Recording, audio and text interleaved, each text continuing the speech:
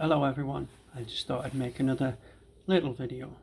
So as you can see, there are red swordtails in here. There's babies, there's one there, and I've seen two at the back there. You can see one just, oh, it's moved just there, but there's one there and there's another two.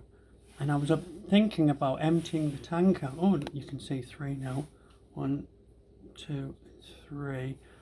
Just thinking about emptying the tank out and well, taking out all the endless and what have you, and just leaving the swordtails in. But having seen the way they try and predate, I mean they predate on their own babies.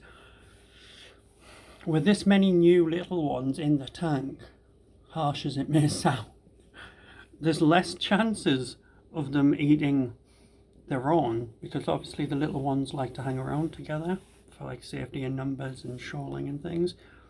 So I think I'll just leave it how it is. So far today though, I said earlier I wanted to try and find some, oh, you don't need to see a picture of a snail. Try and find my shrimps, but I haven't seen any today. That doesn't mean they're not in, but it's just one of those things. But yeah, I'm glad now I've started to notice the baby swordtails, red swordtails. Now that I'm looking and they've got a little bit bigger, they're easier to spot. And obviously harder for the parents to eat. But I have seen them chase the little ones, even at that size. So, I mean, luckily, like up here, there's one big swordtail and like 4, 5 other little ones of similar size. But you just need to keep an eye on your swordtails.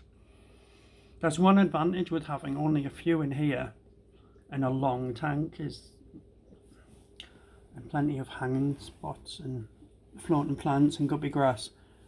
It keeps them safer. Plus the dither fish. I mean, I never heard a fish like this before. Obviously, in a community tank you get what you get. But deliberately putting dither fish in to distract the swordtails from eating their own little ones, actually it seems like it's a good idea. Obviously, you're not, because unless you specifically make up a setup so that the swordtails have, say, half of the tank, and then the other half is got holes, like you put a sieve or something in there, and then have other half as so only the babies can go in. There's not many ways to get a load unless you put them in a little basket, the mother in a little basket, and then the live bearers, little ones drop out. But I like to leave it more like this, where it's not as profitable, but I don't do this for profit.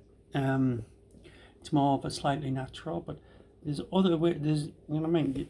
You have to be able to work things out, and I think I'd rather do it this way, so that you get the survival of the fittest, which is harsh, but that's how nature is. So that the ones that do survive are less likely to be diseased, they're less likely to be physically weaker, and so they'll be able to swim better, they don't have dodgy swim bladders, and all that sort of thing. Whereas if you save all of the fry, you could end up with a weak line. So, and it won't always be obvious. As we all know, genetics isn't always that obvious. But yeah, I just thought, I'm withering now on it. I just thought I'd show you some baby swordtails in here, and yeah, so a slightly more natural way of rearing them, and just putting little dither fish in with them. I mean, you could put in a rice fish, killifish, sorry, but they get expensive. And you don't want them accidentally nibbled on. No, something like endless, which are very fast and quick themselves, and while they do eat their own, you're not going to have vast amount of them, and you can always put them in another tank. I just stick them in my community tank, and there's loads of them in there. But the numbers aren't going to get huge because of the amount of bigger fish. But yeah, anyway, and they've all gone in now, all the reds. Oh, there's a baby there. Anyway, I shall let you go. Bye bye.